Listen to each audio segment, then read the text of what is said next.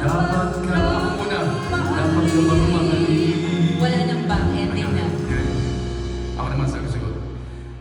Dapat kang Mahal. Ang daya. Nagtitipid sa kanta. Ito oh. gabi-gabi natin ginagawa itong mga kantang to dahil yan ang ginawa ni Nonoy Zuniga. Let's sing that song. Kinanta mo to kaya gusto kong kantahin to eh. Kasi sana nagtatrabaho ka na yan para. Okay. Kundi kukunin ko sweldo mo. Ito, this song, kinanta ko po ito ng wedding reception namin. It's a beautiful song by Nonoy Zuniga. Kaya ang advice ko po sa inyo, huwag niyo po itong kakantahin pag kinasal mo. Mamalasin po kayo. Mag-iwalay din kayo. Sana isa pa lang anak niyo, mas mabuti wala pa kayong anak. Kung may isa kayong anak, kawawa naman yung bata. Tapos magiging close din sa tatay niya matapos yung paghirapan. Ganun talaga ang buhay. Kaya ito na po, umpisa na natin. Huwag mo kantahin mo mamalasin kayo. Yan, sige. Okay ka lang? Okay na ba kayo? Ikaw okay ka ba? Kanta nga ako ng kanta. Holding hands na.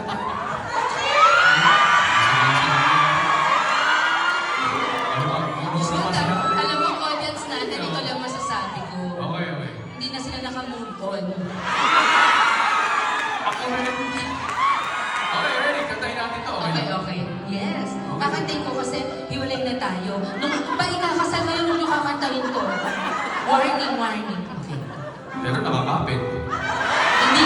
Hindi ko makuha. Tingnan mo. Hindi ko makuha. Pero yung isang daliri nakakapit. Okay. Namimiss mo lang ang ganda ng kamay ko. Malambot din pala yung kamay mo. Ako lang may shape na ganyan. Anong shape yan? Nalimot mo, malilito ka.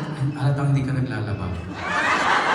Sensya na. Isang pinggan. Kaya nagtatrabaho ng maayos para iba naglalaba. Eh ako naglalaba ako, naghugas ng pinggan. I'm so sorry.